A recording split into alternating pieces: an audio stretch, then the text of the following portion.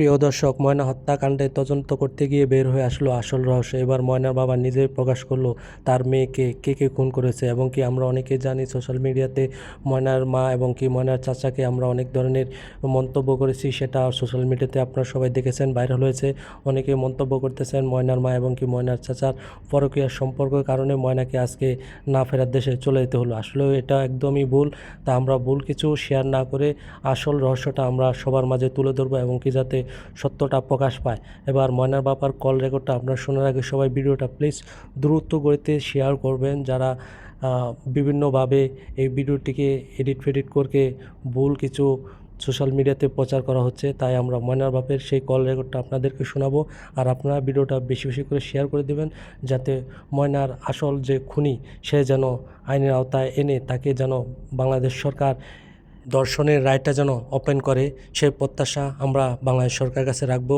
তো চলুন ময়নার বাপের সেই কল রেকর্ডটা আমরা শুনে আসি। মেয়ে আজকে 5 দিন হয়েছে, আমার মেয়ের হত্যার বিচার এখন আসামি শনাক্ত হলো না। কিন্তু এখন পর্যন্ত যে আমি যে বলছি যে আমার মেয়ে যে এভাবে নির্যাতন করে হত্যা করা হলো, কিন্তু এটা বোঝাবার জন্য আমার বলছিলাম যে আমার ভাইও সন্দেহ পারে না, কিন্তু আসামি। আপনার কাছে একটা জিনিস জানতে চাই যে আমরা অনেকেই ধারণা করতেছি যে ময়নার মা এবং কি ময়নার যে চাচা দুজনে মিলে নাকি ময়নাকে হত্যা করেছে। সেই বিষয়টা যদি একটু আমাদেরকে ক্লিয়ার করে দিতেন তাহলে জনগণ তার সত্যটা প্রকাশ পেত।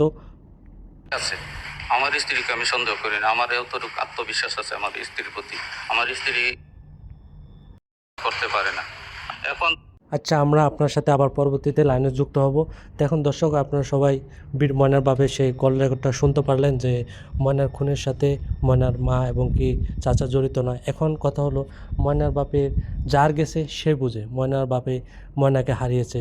এখন ময়নার সন্দেহ তালিকা আমরা সবাই পড়তে পারি। তাই চলুন সত্যটা আমরা সবাই শেয়ার করি এবং কি এখন ময়না সম্পর্কে আপনাদের সাথে কিছু কথা শেয়ার করব। সবাই ভিডিওটা শেষ পর্যন্ত দেখবেন। ময়না তো শুধু একটা নাম না, সে তো ছিল বাবার হাসি মাখা সকাল, মায়ের আঁচলে লুকানো স্বপ্ন খেয়া। আজ সে নিথর দোলায় মেশে কাল, ব্রাহ্মণবাড়িয়া সারাইল থানা শাহবাজপুরের গ্রাম।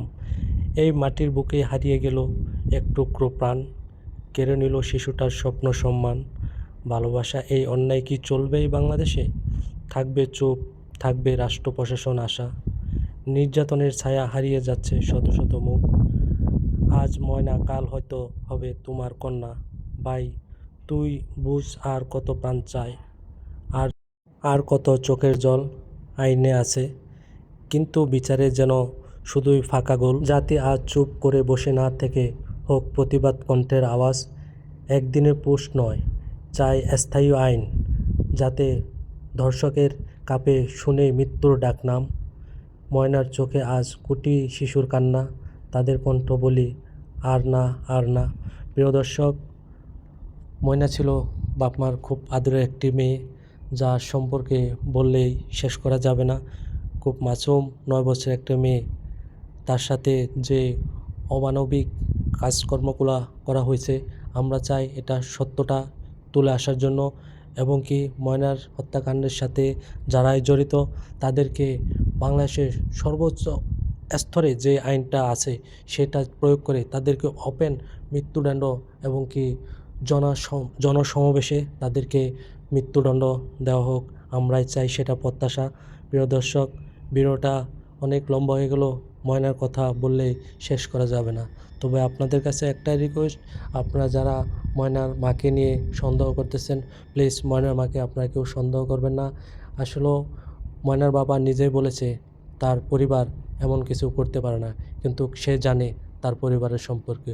কিন্তু এখানে একটা রহস্য রয়েই গেল, ময়না কেন তার বাবাকে বারবার ফোন করে বলতো, বাবা তুমি চলে আসো।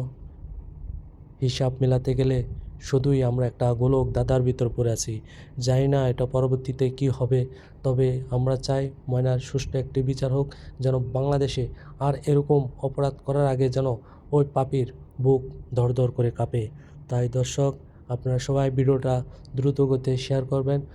যদি আমার কোনো কথায় ভুল হয়ে থাকে তাহলে সবাই প্লিজ ক্ষমা করে দিবেন। আসলে এভাবেই রিপোর্ট দেওয়া হয়, ঠিক আমরা ওইভাবেই আপনাদের মাঝে তুলে ধরি। কিন্তু আমরাও চাই ময়নার হত্যাকাণ্ডের সাথে যারা জড়িত আছে তাদেরকে দৃষ্টান্তমূলক শাস্তি দেওয়া হোক। প্রিয় দর্শক, ভিডিওটা আপনারা সবাই বেশি বেশি শেয়ার করে দিবেন যাতে সত্যটা তুলে আসে। এবং কি আপনারা দেখতেছেন ব্রাহ্মণবাড়িয়া বা বিভিন্ন জেলাতে এই ময়নাকে নিয়ে সংবাদ সম্মেলন এবং কি আন্দোলন মিছিল চলতেছে। তাই আপনারা নিজ নিজ স্থান থেকে সেই প্রতিবাদী আওয়াজ তুলে ধরুন যাতে ময়নার সুষ্ঠু একটি বিচার পায়। তো সবাই ভিডিওটা বেশি বেশি করে শেয়ার করে দিবেন। সবাই ভালো থাকবেন, সুস্থ থাকবেন। আল্লাহ হাফেজ। পরবর্তীতে আপডেট আসার সাথে সাথে আপনাদেরকে আমরা তুলে ধরব।